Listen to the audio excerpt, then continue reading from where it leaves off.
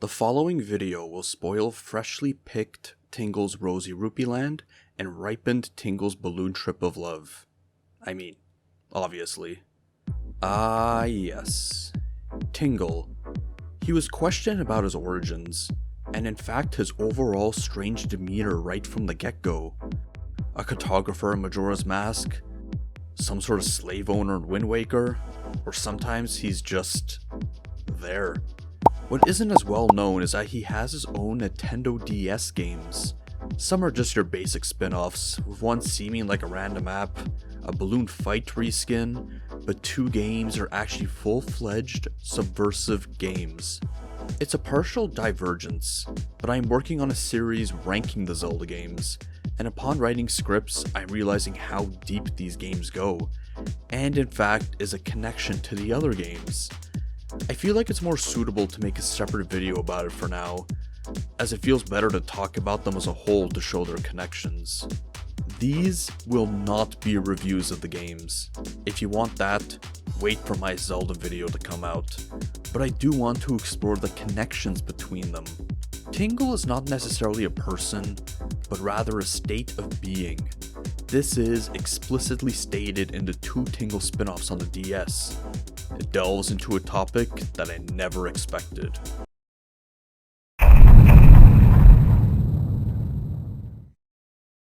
Honestly, I'm not gonna make this topic long. Literally everyone and their grandma has made a video essay or at the very least response videos to the Manosphere. It's even down to the thumbnails of said essayist in the middle with a neutral or sad face or looking confused, alongside the length of some of them being the same as a film. You know what? I'm just not gonna talk about it. If you're watching this, you've probably already seen those videos. You know why it's wrong. However, these video essays only talk about why they're wrong. That's frankly irrelevant to the Tingle games. What's more important? How about what gets men to enter the Manosphere in the first place? This takes us to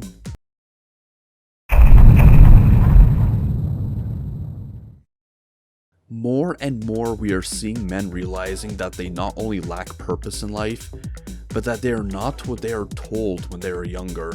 Existentialism among people in their young 20s is inevitable regardless of gender, realizing that you're not really a protagonist or not even a gifted person, but rather just the average person among the billions of others.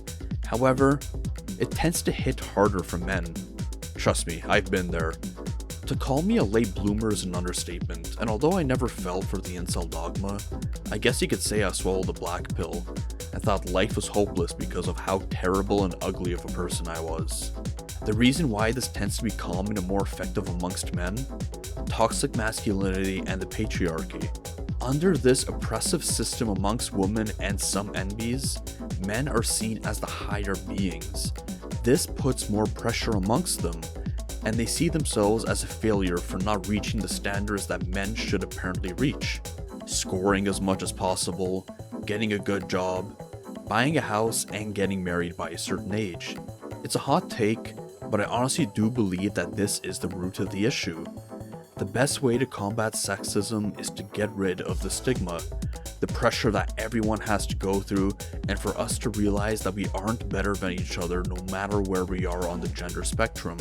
However, there is another aspect of this. What is another reason that caused this issue?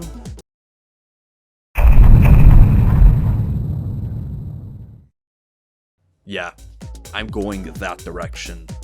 This isn't about my political views per se, but believe me, one of the Tingle games is actually a critique of this, like explicitly so.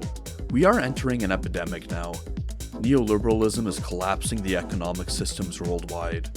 Fascism is on the rise, as predicted over a century ago. As stated by Lenin, fascism is capitalism in decay. Looking for a meaning in life is questioned now more than ever. Because of capitalism, it all feels lost. Every object is a commodity, and is at the point where humans are treated this way. We have become a commodity ourselves in the form of labor power. We submit ourselves to employers. We sell ourselves by negotiating our salary in exchange for our labor, if we can even negotiate it in the first place. The employers then try to find a way to extract as much labor from us as possible. Because of this, we see the value in ourselves, or even amongst humanity as a whole, through a different lens. What is our value through a more mechanical construct rather than something more natural? It's at the point where we are even turned into commodities during dating. We look at a person through a dating app as a sort of product. What are the photos? What are the descriptions? How are their sexual organs, or how good they are at sex? Do they have material goods, or at least the ability to purchase them? Of course, not everyone is like this with dating, and I find that the older you get, the less this becomes relevant, but that's the point. This is why the Manosphere goes for young adult men. We therefore feel more alone in the world. Communities are gone, and everything is turned into a competition. Lots of men have dreams of achieving the security in a way that is not under someone else's control. They do not want to be the proletariat. They do not want to be exploited. They want some semblance of control in their lives. However, we fail to realize that even the corporations are aware of this, hence the gig economy. Which I'm obviously not thinking about. I totally am not trying to get this YouTube thing to be a paying job. Nope. No siree. Anyways, they are smarter than we realize, as they know this is not the right path. Unfortunately, that means they fall for...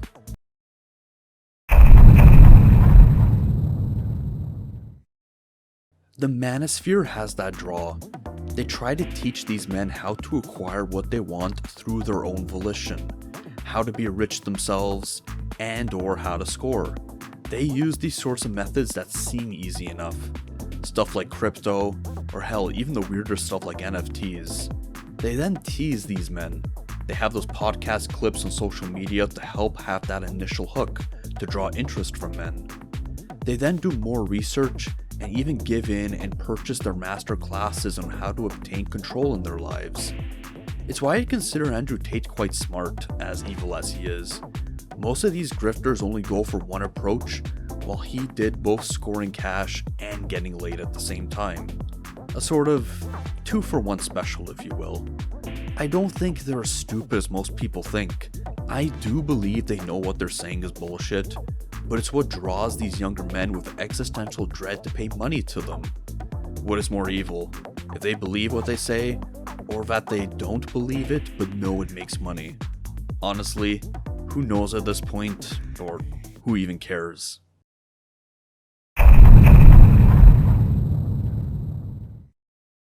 Anuma said that for Majora's Mask, he just wanted him to be a really weird guy, and that the West didn't like him at all. It explained why the DS games are unheard of. Freshly picked Tingle's Rosy Rupeeland was not released in North America, and Ripened Tingle's Balloon Trip of Love only came out in Japan, and you need a fan-made translation if you want to play it in English. However, the developers of these games are incredibly subversive. The company Vanpool was originally part of Love the Lick, who created the game called Moon, a sort of proto-cozy game that's the big inspiration for Undertale. On top of that, many of the employees were from Square, making stuff like Super Mario RPG and Chrono Trigger, which I honestly found to be quite subversive among the standard turn-based JRPGs for the SNES. Tingle is not a person, but rather a state of being. If you look at Majora's Mask, it does imply that it is his name. It's a guy in his 30s that wants to be a fairy, and is a disappointment to his dad, although he is considered harmless. In the other games like Wind Waker or Oracle of Ages, he's just there. However, it gets deeper than that. In the 2DS games, you were asked to enter your name. That already throws one off. In Rosy Rupeeland, he is called by a higher being with his real name, and then is called Tingle, and is giving the outfit when the quest starts.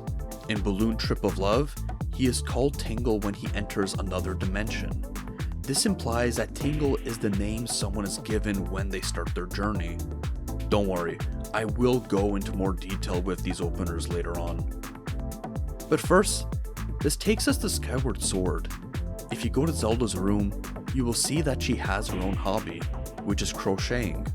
If you take a closer look, she was crocheting Tingle. This is the beginning of the Zelda timeline, before Hyrule was even created. He is seen as a more mysterious entity in Minish Cap, which is right after, but his first introduction in Majora's Mask is one of the latest games in the timeline. He can't be a human in this case. There must have at the very least be a legend of him. This is where the grifts come in.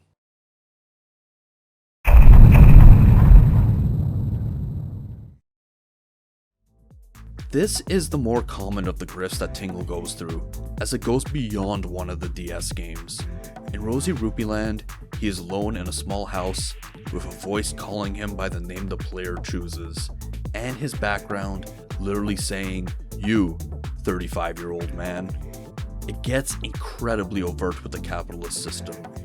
The voice telling him about the labor power this man is a part of, and a dream of him accomplishing his own control in life. It's literally the call of the grift. He is called by a rupee master named Uncle Rupee. He tells your character about the most amazing place called Rupeeland. He'll live in a hedonistic lifestyle there. There's no need to work, he can eat all the fancy food, and get laid all the time. He of course falls for it, and that's when he's transformed into Tingle. The journey of the grift is starting.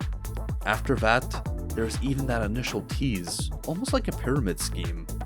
And then, all he has to do from that point is give money, and more money, and more money.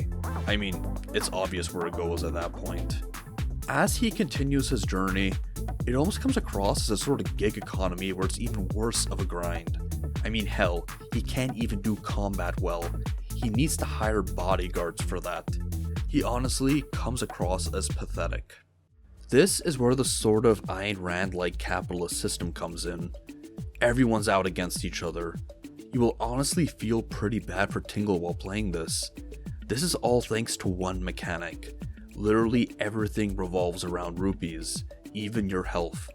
It becomes a great sort of proto-cozy Zelda-esque RPG, but this completely subverts it at the same time. You get the usual quest rewards and sell items for rupees. However, when it comes to stuff like hiring bodyguards, buying stuff, or getting money from completing quests, you are not given a straight up reward for it. You actually have to negotiate. Ask for too much, they'll reject it. Or if you buy something for too much, you waste rupees. Ask for too little, well, it's not optimized. This is made even worse, because you have to donate rupees to the well to progress throughout the game, and you will have to do it periodically, putting pressure on you to continually do so. Yeah, I could see this being a deal breaker for many. The game is amazing if it wasn't for this mechanic. However, I have the utmost respect for it. This shows that everyone is trying to take advantage of others. It even breaks the fourth wall in a way, because it affects you. Believe me, people are going to use wikis. They want to see the optimized amount of getting the most rupees when selling stuff and completing quests, or buying stuff for the cheapest. They will also want to see the best methods to farm for rupees. It not only makes the character fall for the capitalist system, but even the player themselves. Of course, the twist comes in later on. As you reach milestones with the well, Uncle Rupee becomes richer and richer, with the cutscenes getting more and more extravagant. His true intentions are then given, where he wants to turn the place into Rupeeland, basically a capitalist sort of society, a place where everyone is a Tingle and everyone is going through the grift. Everyone is being exploited by Uncle Rupee so that he can extract as much as possible. It shows it through this amazing sort of title card. You then have two possible endings, but it's not what you'd expect. The standard ending is you defeating him and everyone lives happy in what even might be a more socialist sort of society, with people sharing rupees.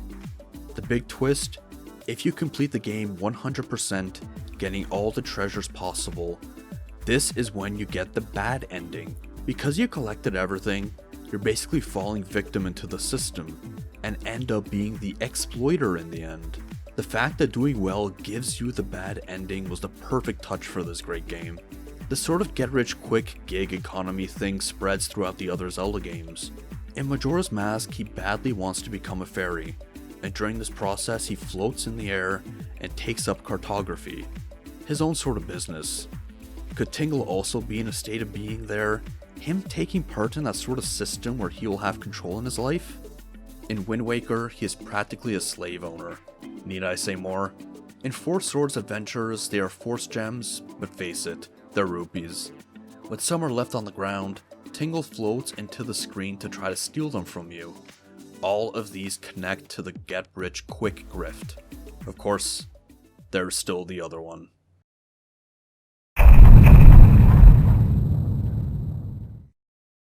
Ripened Tingle's Balloon Trip of Love is a game that goes places. It opens with him in a terrible looking apartment, with light rail trains constantly making noise nearby, and he is a 35-year-old with no job, no money, and most importantly, no girlfriend. He then comes across this TV commercial showing a guy in a Tingle outfit, but he's a Chad. It's a commercial to sell a book. This man obviously wants to go through this journey himself. He has that tease with the commercial showing a fantastic sale, and him getting said book shipped to him immediately. However, upon opening the book, he falls into this new dimension.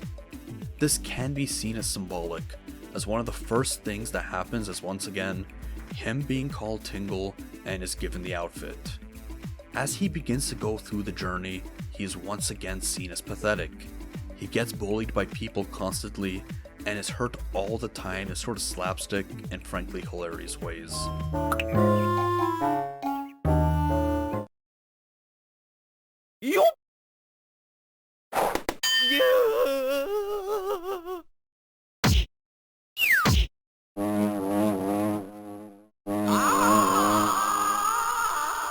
Eventually, the dating sim part comes in.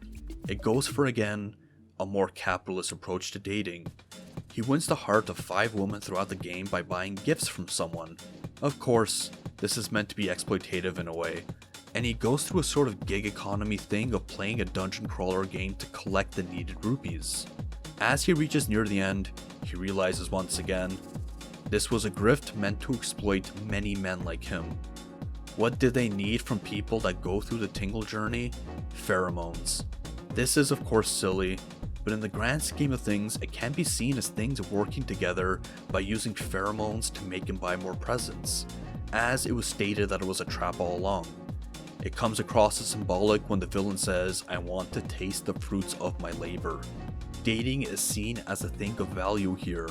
All that is needed are gifts, and that your character never says a word to the woman he's trying to win the hearts of. He doesn't treat them as humans, but simply the same way that young adult men fall for. He sees them as a commodity. The twist with this game is that it shows how to actually win the hearts, and the true way to realize what your true self is.